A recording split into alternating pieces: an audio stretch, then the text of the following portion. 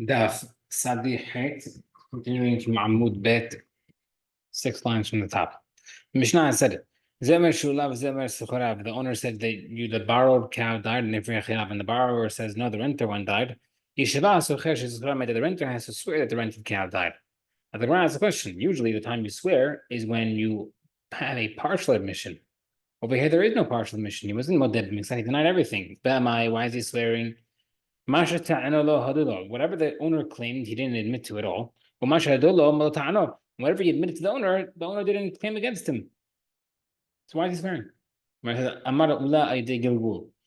This shivua is not a direct shivua that he's required to take, but rather it's a rolled on shivua. What does that mean? The owner can tell the shomer.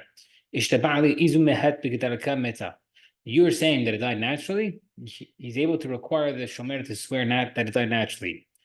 Now that you're swearing already that it died naturally, now you could also throw on another one, roll another shivua that the rented one was the one that died. Next, both I don't know. They split. Mahamani was according to Sumpusi, the Amar is according to Sumpus, Mamon Hamuzabas Effect Hokin. Whoever, if we have property that they're not sure who belongs to, when in doubt, you split it. There's a question. Someone borrowed a cow with the owner initially, especially patur. Then he returned it. Before he returned it, he rented it without the owner serving him still. What happens if it gets stolen during the renter? Is that considered this owner still with him because he was with him when he borrowed it or not? We say that the borrowing is by itself and the rental is by itself, and therefore it's chayav because the owner is not considered with him anymore. Or we say that the rental is connected to the borrowing, and therefore it's like one long thing, and therefore the owner is still with him. Therefore the shomer should be chayav for theft and loss, and then he'd be patur because the owner is still considered with him. The Gemara says, let's say you do say that it's connected.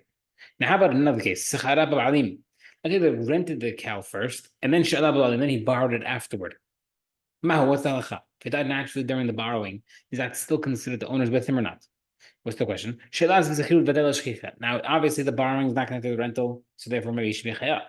Odilma, given the shaykh makes that the borrowing is kind of connected to the rental, then maybe it's considered fully connected to rental, and therefore you be patur from accidents. Even if you want to say lo amrina, we don't say that it is partially connected. Therefore, it's considered fully connected. So now, let's say you do say that. Let's say he borrowed the cow first, then he rented it. Right? He said, "Oh, I needed another day. Can I pay you for it?" Then he's like, "I need another day. Can I borrow it?" So borrow, rent, borrow. Mahu, what's the halacha? They're naturally during the second borrowing. The owner still considered part of it or not? Does that restate the initial borrowing from the first half, from the beginning, and therefore patur? Since the rental was in between, broke it up, and now this is a borrowing without the owner, and you be chayav. Next case, Sahara ba'alim. Let's say you rented the cow with the owner helping. Then you borrowed it afterward without the owner anymore. Then you rented it again. If you got stolen or died, whatever is during the second rental period, is the owner still considered within? We said that the initial rental comes back to the place, and therefore we patur because now since the initial rental is back in place, like we're restarting it, and therefore it's like as if the owner is still working with him. The borrowing in between the rentals broke it apart, and then you be chayav. All those questions end off with a teku. Mishnah. Someone borrowing a cow, and the lender sent it to him, biyad beno, biyad abdo, biyad shlucho, with his son, slave, or shliach, or biyad beno, biyad abdo, biyad shlucho, or he sent it with the son, slave, or the shliach of the borrower. Notice that the lender was the one initiating this process. Umet, then the cow died in transit. Patur, the borrower's patur, because he never accepted it, he never took over responsibility. Amarla Shuel, let's say the borrower told the lender, send it with my son, my slave, my shliach, or with your son, your shliach, your slave. Or the lender told the borrower, I'm sending it to you with my son, my slave, your slave, your shliach, my shliach. And the borrower said, no problem, send it. Then he sent it. And it died. The borrower is chayav because he already agreed to the either initiated or agreed the transfer, and therefore he's responsible for that. Also, the same thing applies in the reverse. If he's sending it back, if the borrower accepted the lender accepted responsibility of the shlichut, then he'd be the borrower patur. What do you mean you send the shliach, the eved, your chayav? Yad eved kedrabo. If the owner is sending, the borrower is sending the cow with the lender's slave, then the lender technically owns it already. He has it in his hand, and therefore he should be considered the master already because the hand of the slave is the hand of the master. So therefore, you patur. Gemara says, Amar Shmuel.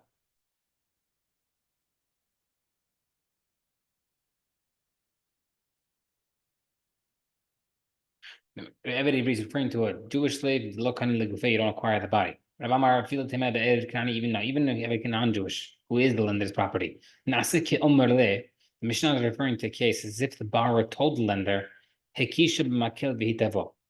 me the cow. However way you want to send it, just send it in my direction. Hit the cow and let it come to me. And therefore, he's considered a chayav because he already approved of the transfer without a good supervision. So therefore, the slave that's bringing it is not considered part of the lender, but rather it's just the means to the transaction. Because the guy said, just hit it towards me, put him on the path facing my house and send him. Maybe have a question. If someone wanted to borrow a cow and sent him the borrow chayav. This Eved is patur. So Bishlam makes the question Eved that Mishnah is referring to Eved Ivri, and that's why it's patur because you don't acquire the Eved. The right side, the Eved Kanani, and the right side is referring to a Eved Kanani, and therefore he's a continuation of the blender, and that's why it's patur. And the Rav Kasha, according to Rav, said that the Mishnah is referring to Eved Kanani. It's a stira. Malak Rav would explain to you, "Lot him and Asa Kamarle." Don't say that he's as if he said, "Hit it and send it to me." Rather, the Mishnah is referring to a case where the borrower actually told the lender, hit it towards me, and then I'll take it. So in the Braita, that's referring to the Mishnah's case, but the Braita was not referring to he did not tell him hit it towards me. That's why it's not my fault. You decided to send it with your Eved, whoever or whomever. I didn't approve that transaction. You sent it to me. That's your problem. I'm not chayav. It's my proof according to Rav. Actually, then someone told his friend, lend me your cow. And he says, who should I send it with? He told him, hit the cow with a stick and it'll come to me. Once it leaves lender's domain and then it was to die, the bar's chayav. So we see like same thing that the Rav would hold, that telling the guy to send the animal to me is the borrower taking responsibility immediately. Is going to prove according to Rav that someone in the case said something in their cow, me who sent to and then the guy says just hit it with a stick, that with me. Once it leaves the domain. So now the Gemara is saying that Braita's case is similar to the Mishnah's case, but we just said that it's not. So how do you explain this seemingly stira? This case over here is where the borrower's courtyard was located inside or on the inner part of the lender's courtyard. Let's say you have back-to-back properties. So when the lender is sending the cow, obviously is going to the borrower's courtyard. In that situation, that's not a proof according to Rav, because Rav is referring to a case even where it's public property. He's sending down a block to me. That's the case that it's together. What's the hidush? Obviously, he's going into the borrower's courtyard, and therefore, obviously, the borrower's fayav. Even in the case, the rest of the case, even if there are corners and nooks and crannies where the cow could hide and avoid the being seen and therefore get injured. The borrower did not have in mind to take responsibility if it goes into the corners. Because maybe the cow won't come to me directly. Maybe it'll take a hike. Therefore, the yes, you are chayav. You are taking responsibility on that. Borrowing an axe from his friend. But once he chopped, what is it? Is chayav. Loba kabo lo kono, but if you did not chop wood, he's not chayav. So the mind, what are you talking about? You're acquiring it. Ilam lo only saying about you're chayav for an accident if it only if you use it. Ma'ishna para, how come it's different than the cow? The mishat she'ela ela hazra. Mishat she'ela. What's the difference between the cow that you're chayav the second you borrow it, and over here you're chayav only to use the axe? Ela hazra is referring to returning it. What does that mean? To retract it. Bakabo, if the borrower already used it. The lender can't say, you know what, give it back to me before the 7 days that I promised to you before. But if you're not using it, the lender can take it back. It's a question, it's a disagreement. Someone borrowed the axe of Hekdesh, lent it, sorry. So I have an axe that belongs to Hekdesh and I lent it to my friend. The lender automatically is considered stealing from Hekdesh the second he lends it out because he gets a benefit of lending something out. So the guy can chop wood no problem without any Hekdesh issues of me'ilah of stealing. Look, no, now according to it, we see that you don't acquire the use of the axe by taking it. So I'm saying, according to what we just said, you only acquire when you hit it. Over here, you don't acquire it by taking it. So why would it be automatically considered stealing the second you lend it out? Why in this case is the guy able to chop wood?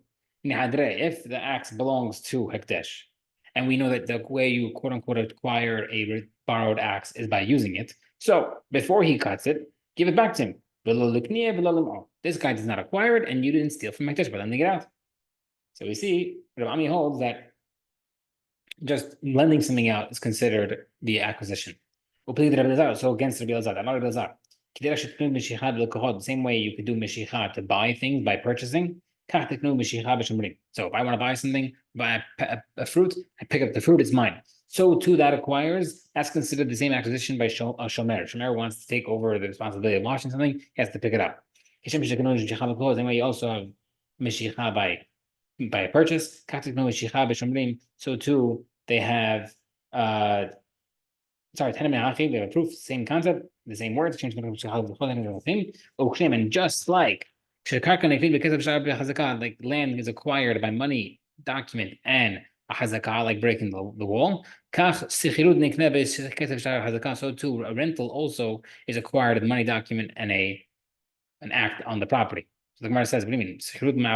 Why mentioning a rental? Rental, if you're renting an axe, for example, you acquire it when you pick it up. You don't acquire it with money or document. Gemara says, true. He's referring to a rental of land that you need either money document or an act of hazakah.